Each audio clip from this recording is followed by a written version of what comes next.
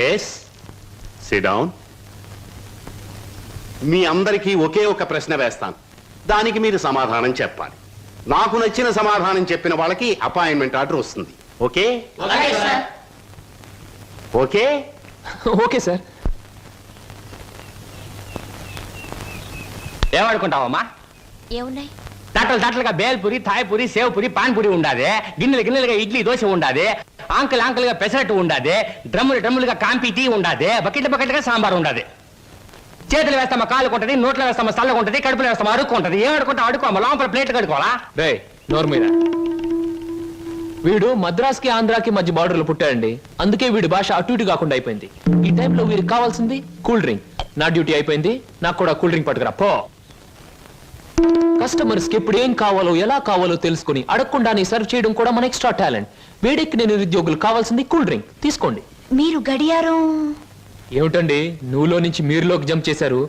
నా గడియారంలో ఈ ముళ్ళు ఇక్కడ సర్వర్ గా పార్ట్ టైం జాబ్. చెప్పండి. ఏం చెప్పమంటారు? పోనీ నన్ను చెప్పమంటారా? చెప్పండి. మీకు అక్కగారు ఉన్నారు, చాలా మంచివారు. మీకు బావగారు ఉన్నారు, చాలా మంచివారు కారు. మీరు చదువు పూర్తి చేసుకుని ఉద్యోగం కోసం కాళ్ళు అడిగేలా తిరుగుతున్నారు. am I right? ఎవరో చెప్పకుండా మీకు ఇన్ని వివరాలు ఎలా తెలుస్తాయండి? తెలుసుకోవాలనుకున్న విషయం తెలుసుకోవాలనుకున్న టైంకి కరెక్ట్ గా తెలుసుకోవడం మన టాలెంట్. మీకు ఉద్యోగం కావాలి అంతేగా? అదేదో కూల్ డ్రింక్ ఇచ్చినంత సులువుగా చెప్తారేమిటి? అవునండి, నేను అబద్ధం చెప్పడం లేదు, నిజమే చెప్తున్నాను. Is it? Yes, మీరు నిజంగానే ఉద్యోగం చేయాలనుకుంటే ఇదిగో నా విజిటింగ్ కార్డ్. ఇదేమిటి? ఇది విజిటింగ్ కార్డా? విజిటింగ్ కార్డ్ ఎలా ఉన్నది అన్నది కాదు ప్రశ్న, అసలు అక్కడ ఉద్యోగం ఉన్నదా లేదా అన్నది ఆన్సర్. మీరు కరెక్ట్ గా 6 గంటలు అక్కడ రండి. If you want cool drink తీసుకోండి, బిల్ నేను పే చేస్తాను.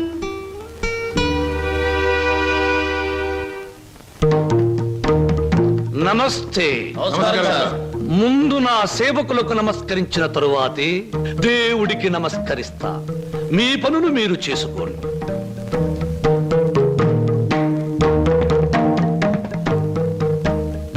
పరమేశ్వరా, నా ఈ 5 నక్షత్రాల హోటల్లో తింటున్నారు, తాగుతున్నారు, తిరుగుతూ ఉన్నారు, ఈతలు కొడుతున్నారు, గెంతుతూ ఉన్నారు. ఇది నా తప్పు కాదు. మనిషి కర్మకి, మానవ నాగరికతకి, నా వ్యాపారానికి సంబంధించింది. మనిషి పెరుగుతున్నాడు, మాట పెరుగుతుంది, కోరికలు పెరుగుతున్నాయి, సోకులు పెరుగుతున్నాయి. పెళ్లి కాకుండానే అమ్మాయిలకు డోకులు పెరుగుతున్నాయి. పెరిగే దాంతో పెరగటం, అందని వాటిని అందుకోవటం నాకు రిస్కీతో పెట్టిన విద్య. పరమేశ్వర, ఇదంతా నీ ఒక్కడితో ఎందుకు చెబుతున్నారో తెలుసా? నీకు మాటలు రావు కనుక. శంభో శంకర.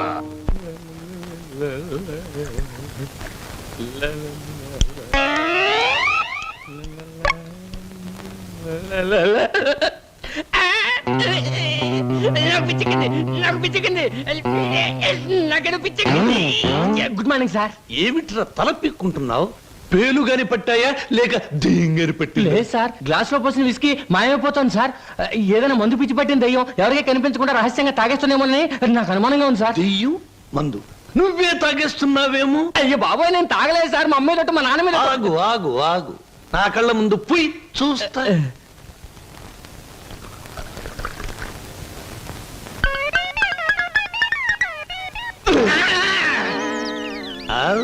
నాకు తెలుసురా నువ్వని.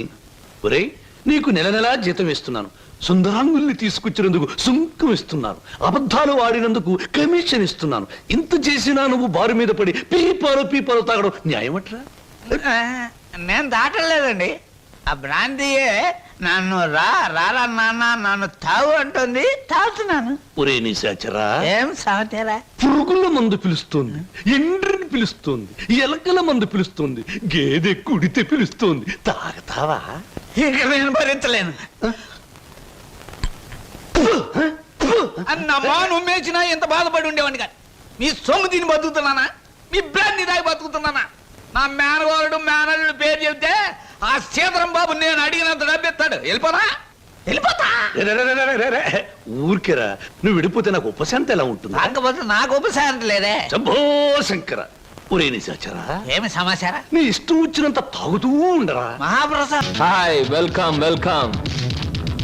ఏమిటి డాన్సులు గెంతులను చూస్తున్నారా? మేమంతా సరదా కోసం ఈ డాన్స్ చేయట్లేదండి. విరాట మహారాజ్ నర్తనశాల చూసే వాళ్లకు నాట్యమందిరంలా కనపడవచ్చు, కానీ అదే పాండవులకు ఆశ్రయం ఇచ్చింది, పాపాత్ముడైన కీచకుడిని పతనం చేసింది.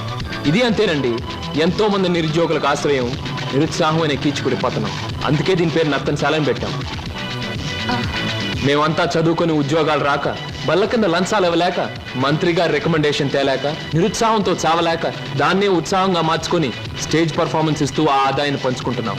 మీరు మా జాతి వాళ్ళే అని పసిగట్టి మిమ్మల్ని మా నర్తనశాలకు ఆహ్వానించాం. అంటే మీరు నాకు ఇస్తానన్న ఉద్యోగం ఇదా? అవునండి. మరి నాకు డాన్స్ రాదే. మా నర్తనశాలలో అడుగు పెట్టినప్పుడే మీకు సగం డాన్స్ వచ్చినట్టు.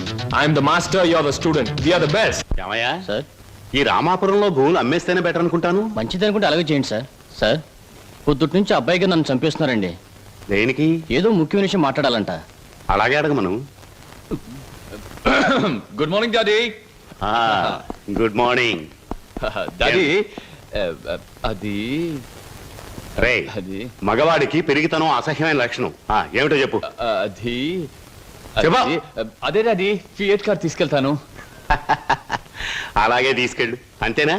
అంతేనా అంటే డాడీ, డ్రైవర్ లేకుండా వెళ్తాను. అమ్మయ్యా, ఎంతకాలానికి ఓ మంచి మాట విన్నానరా నీ నోటమట. ఈ మాత్రం చెప్పడానికి ఇంత భయం అయితే రేపు పొద్దున్న ఈ ఆస్తి ఫ్యాక్టరీలు ఎలా చూసుకుంటావురా? అప్పుడు చాలా ధైర్యం వచ్చేస్తుంది డాడీ. ఎందుకనో? అప్పుడు నువ్వు ఉండవుగా. అయ్య బాబోయ్, దండాలు దండాలు. ఫియట్ కార్ లో వెళ్తున్నాను. ఎలాంటి బాబు? అయ్యా, ధర్మ ప్రభువులు ఏం నాగయ్య, పిల్లలు బాగున్నారా? తమ దయ వల్ల అంతా చల్లగా ఉన్నారు బాబు. చీరుగాడు పెద్ద ఇంజనీర్ చదువుతున్నాడండి. లక్ష్మి ఇంటర్ చదువుతాందండి. అన్ని ఫస్ట్ క్లాసులే. 15 రోజుల్లో ఏవో పరీక్షలు జరుగుతాయంట. కాత ఫీజు అది. దానికి అంత మొమ్మాట పడతావు ఏమిటయ్యా? ప్రతి నెలా పట్టుకెళ్తున్నావుగా. ఎంత కావాలి? అవును, 1747 రూపాయల 52 పైసలండి. దారి ఖర్చులు తమదయ్యా. ఓ 2000 రూపాయలు ఇచ్చి పంపు. అయ్యా, మీది మనసు కాదండి, ఎన్నపోస. మీరు లేకపోతే ఆ పిల్లలు రోడ్లు అమ్మట అడుక్కు తినేవాళ్ళు. అది సరేగా నాగయ్య, ఇన్నేళ్ళైనా పిల్లల యోగక్షేమాలైతే నాకు చెబుతున్నావు గాని వాళ్ళని ఒక్కసారి కూడా చూపించలేదు. పిల్లల్ని ఒకసారి చూడాలనుంది. చూపిస్తానయ్యా, తప్పకుండా చూపిస్తాను. తమరు గర్వపడేలాగా చూపిస్తాను. ఈ చల్లన్నేళ్ళలో పెరిగిన 2 మొక్కలు సెటిల్ అయిన వెంటనే, అంటే వాళ్ళ చదువు పూర్తయిన వెంటనే మీకు చూపిస్తానయ్యా. పెళ్లి చేసుకుని ఇల్లు కట్టుకుని హాయిగా ఫియట్ నడపాలో. పెద్ద సొంతంగా ఫియట్ కార్ నడుపుకొచ్చినంత మాత్రాన్ని ఇన్ని కూని రాగాలు తీయక్కర్లేదు. అవును, మన పెళ్లి విషయం మీ నాన్నగారిని అడుగుతానని చెప్పావు, అడిగావా? అసలు ఆ విషయం అడుగుదానే వెళ్ళాను. పెళ్లి చేయి డాడీ అని బదులు ఫియటి డాడీ అని వచ్చింది. ఆయన ఇచ్చారు, నేను వచ్చాను. పెళ్లి కాకుండా కొడతావేంటి? బాగుండదు. ఇలా నీ మూతి నేను, నా మోహం నువ్వు చూసుకుంటూ కూర్చుంటే చూసే వాళ్ళందరికీ లోపం అవుతాం, లేకపోతే ముసలి వాళ్ళం అవుతాం. అసలు అడుగుతావులే. అది కాదు వారు, అసలు అడగడానికి నాకేం భయం లేదు. కానీ పెళ్లి మాట ఎత్తేసరికి ఒప్పుకుంటారో లేదో అని భయం వేసి నోట్లోంచి రకరకాల మాటలు వస్తున్నాయి, కానీ మన పెళ్లి మాట రావట్లేదు. నువ్వు ఎలాగో అడగలేవు, నేను చెప్పేది విను. అలాగే. మా అన్నయ్య డాన్స్ ప్రోగ్రామ్ అవగానే చాలా హ్యాపీగా ఉంటాడు. Is it? ఈ నెల 10వ తేదీన హోటల్ కోరమండలో మా అన్నయ్య డాన్స్ ప్రోగ్రామ్ ఉంది. వెళదామా? నువ్వు ఆయన దగ్గరికి వెళ్ళి, ఏమండి మీ చెల్లెల్ని నీ చెల్లెల్ని నేను ప్రేమించాను, నేను ప్రేమించాను, పెళ్లి చేసుకుంటాను పెళ్లి చేసుకుంటాను అని అడగాలి. అని అడగాలి. అది కాదు, మీ అన్నయ్య మంచి బాడీ బిల్డర్, వెయిట్ లిఫ్టర్ అని విన్నాను. నన్ను గాని కోడితే రేపు నువ్వు దెబ్బలు తగిలి హాస్పిటల్లో పడుంటావు కదా, అప్పుడు నేను చూడటానికి వస్తాడు, అప్పుడు అడుగు. డాన్స్ ప్రోగ్రామ్ అయిన తర్వాత అడగడం better. God is there. 1 2 3 4 1 2 1 come on 1 2 1 2 1 2 1 2 1 2 3 4 1 1 1 2 1 2 3 4 4. Shambhu Shankara, నాకు ఆటలన్నా పాటలన్నా ఆట పాట నేర్చిన అమ్మాయిలన్నా ఉర్రి పూసుకుని చచ్చిపోయేంత ఇష్టం. ఓహో, మీ నాట్యం అమోఘం, అద్భుతం. నెమలి మీ నాట్యాన్ని చూస్తే ఆత్మహత్య చేసుకుని చచ్చిపోతుంది. కోయిల మీ పాట వింటే ఉర్రి పూసుకుని చచ్చిపోతుంది. కోడి పుంజు పెట్ట మీ వయ్యారాన్ని తిలకిస్తే తేనె పట్టంత గుడ్డు పెడుతుంది.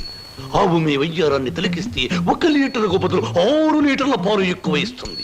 గాడిదలు మీ అందాన్ని చూస్తే గుర్రాలైపోతాయి. అందుకే నా బిరుదు బంధులకు బంధు, బిందులకు బిందు, గళ బంధు.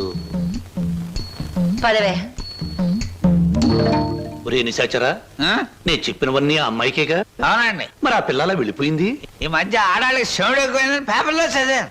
హలో శంభూ శంకర, నేను ఈ హోటల్ కి హోల్సేల్ గా ప్రొపరేటర్ని. నా పేరు బొక్కా లంబోదరం ఓ రఫ్ బోలా.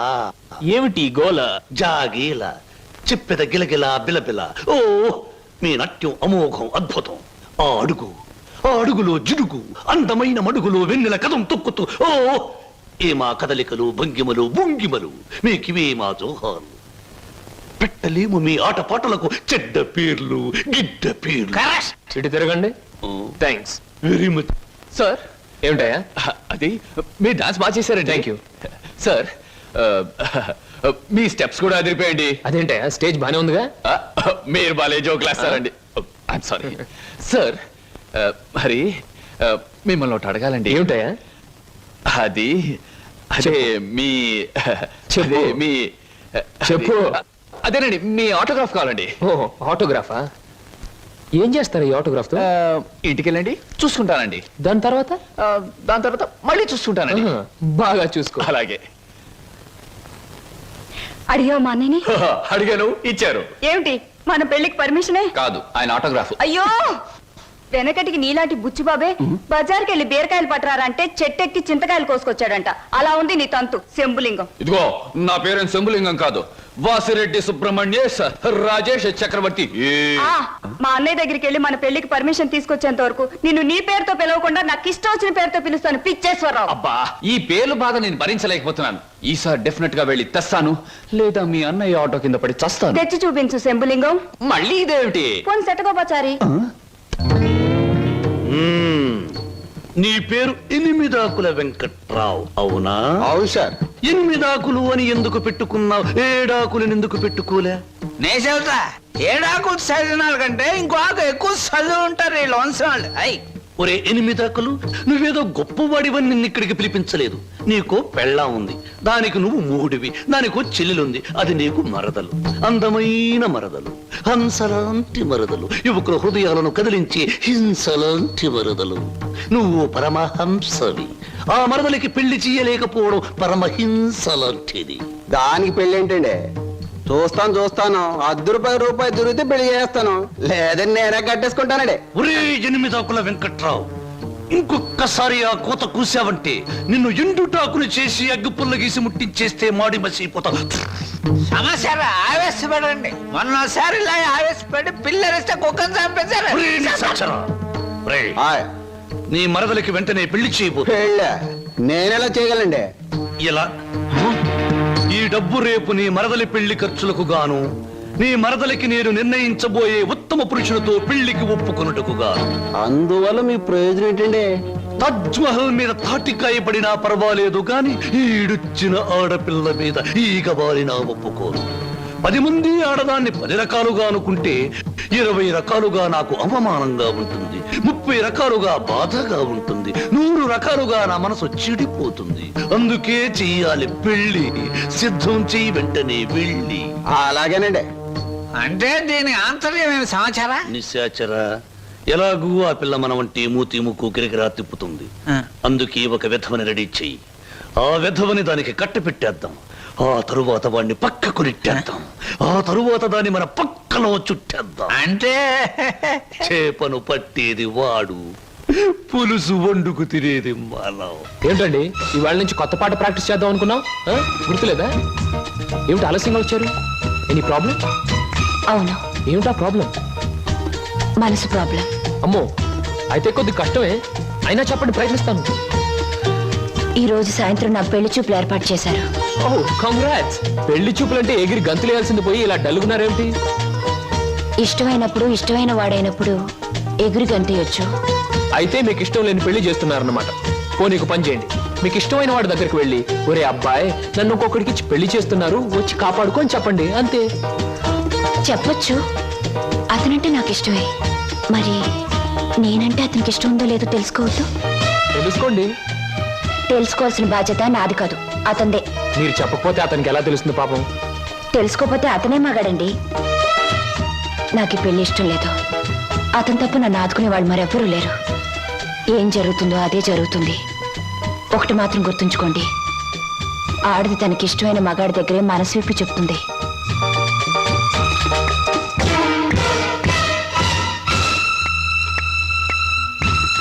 ఆయన కలిసి చెప్పింది మీకేమన్నా అర్థమైందా? ఇంకా వివరంగా ఏమైనా చెప్పాలా? అక్కర్లేదు, అర్థమైంది. ఇవాళ సాయంత్రం పెళ్లి చూపుల మీద డైరెక్ట్ అటాక్.